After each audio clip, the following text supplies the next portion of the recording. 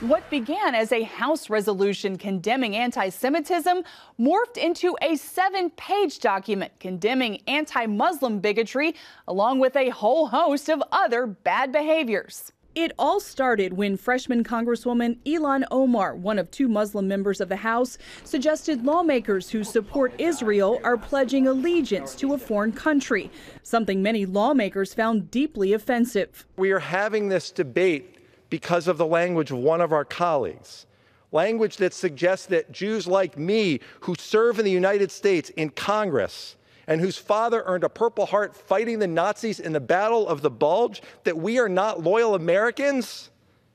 Why are we unable to singularly condemn anti-Semitism? A question asked passionately by members on both sides of the aisle. We came here because of an anti-Semitic remark, and we came here to condemn anti-Semitism.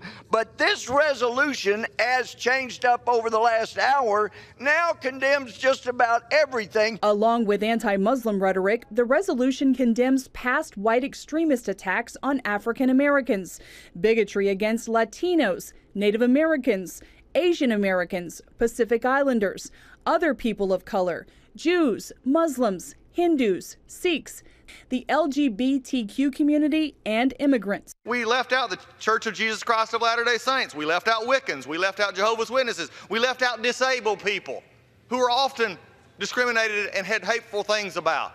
And some members were outraged Congresswoman Omar wasn't called out in the resolution. Speaker Pelosi pushed to keep her out of it. There is one resolution addressing these forms of hatred, not mentioning her name because it's not about her. It's about these forms of hatred. The debate comes as American support for Israel is falling. When asked about the Israeli-Palestinian conflict, a new Gallup poll finds 59% of Americans say they're more sympathetic towards Israel. That's down from 64% just last year. The divide among Democrats over support for Israel may have political implications heading into 2020 as the party works to win back more moderate Democrats President Trump won in 2016.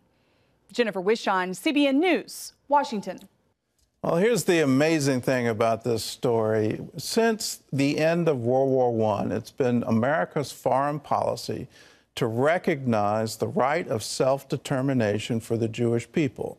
And they supported, this goes all the way back to the Council at San Remo in 1920, they supported forming an independent state, an independent Jewish state in Palestine, in what used to be part of the Ottoman Empire.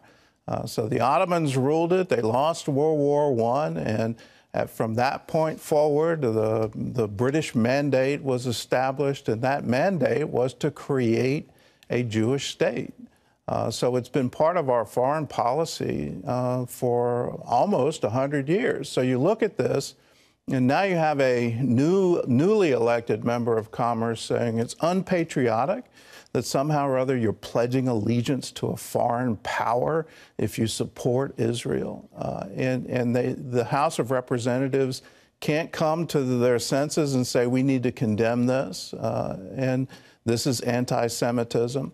What this resolution does, it doesn't do anything other than support the remarks. When you say we're not going to call out Congresswoman Omar, we're not going to name her specifically, we're not going to distance ourselves from her remarks, and then you add into it, you can't have anti-Muslim hate speech. Well, this resolution actually supports her. It doesn't condemn her at all. I don't understand what just got passed, but it doesn't cut it.